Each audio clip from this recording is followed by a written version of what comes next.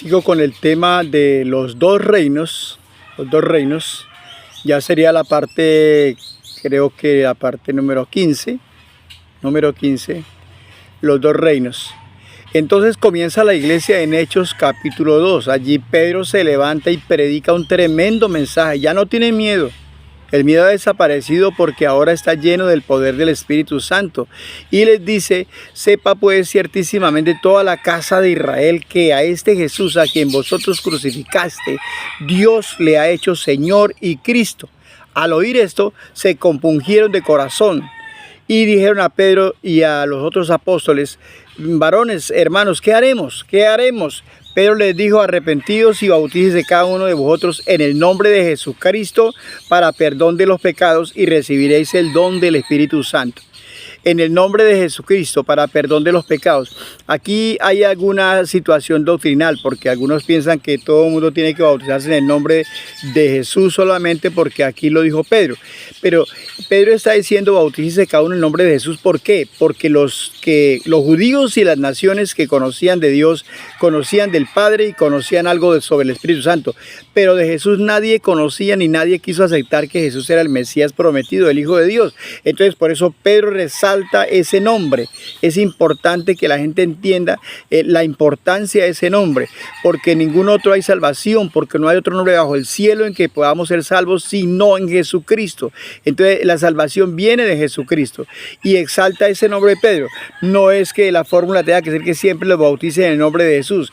No es que usted lo bautice en el nombre de Jesús o en el nombre de Pablo, de Pedro, el Padre, el Espíritu Santo. No. El bautismo significa sumergir. Bautismo significa zambullir o sumergir. Que quiere decir que es un acto donde cuando usted es sumergido en las aguas es sepultado juntamente con Cristo. Cuando usted es levantado de las aguas es resucitado juntamente con Cristo. Romanos capítulo 6 explica bien este asunto del bautismo, que es un mandamiento del Señor. Entonces dice la palabra de Dios que porque a vosotros fue dada la promesa, les dice. Está hablando a los judíos, y para vuestros hijos y para todos los que estén lejos, está hablando a los que estaban allí de otros países, para cuanto el Señor Dios llamare. Y con esas muchas palabras testificaba y les exhortaba diciendo: sed salvos de esta perversa generación.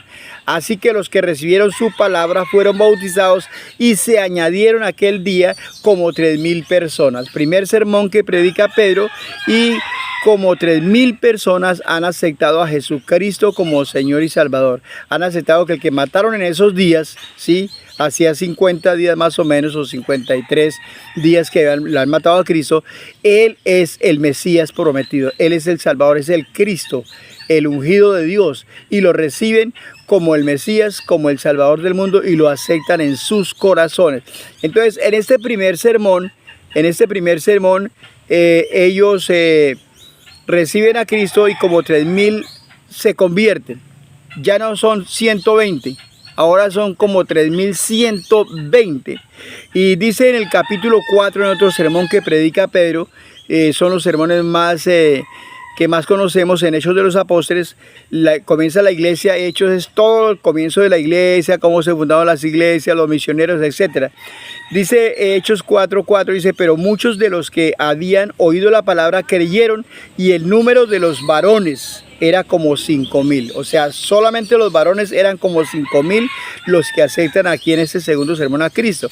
O sea que ya hay una agrupación de más de 10,000 personas en muy corto tiempo, y así arranca la iglesia de Cristo en la tierra, que hoy son millones y millones y millones en el mundo entero. Entonces comienza a crecer la iglesia inmediatamente, pero hay otro reino que no quiere darse por vencido, que es el reino de las tinieblas, que quiere atacar a esa nueva iglesia, a esa nueva congregación. Ya antes atacó a Israel, a la nación judía, la hizo pecar contra Dios, pero ahora hay un nuevo pueblo, hay una nueva nación, hay un nuevo pueblo que Dios ha escogido, del cual dice la palabra, dice el apóstol Pedro: pero vosotros sois linaje escogido, real sacerdocio, nación santa, ¿sí?, nación santa, pueblo adquirido por Dios, que fue llamado de las tinieblas a su luz admirable, para que anunciemos las virtudes de aquel que nos llamó de las tinieblas a su luz admirable, lo dice Pedro en su primera carta. Entonces, ahora la iglesia está formada ya por miles de personas y sigue creciendo y sigue creciendo y sigue creciendo. La historia dice que la iglesia de Corinto llegó a tener más de 60.000 personas y se difundía la fama de los apóstoles, la predicación por todo el mundo y la iglesia crecía, pero detrás de ellos iban otros atacando fuertemente a la iglesia, que eran usados por el diablo, por el enemigo, el adversario de Dios, el enemigo de Dios y de la iglesia y de los que creemos en Cristo, iba atacando tremendamente a ese nuevo reino, al reino de Dios, que es la iglesia en la tierra.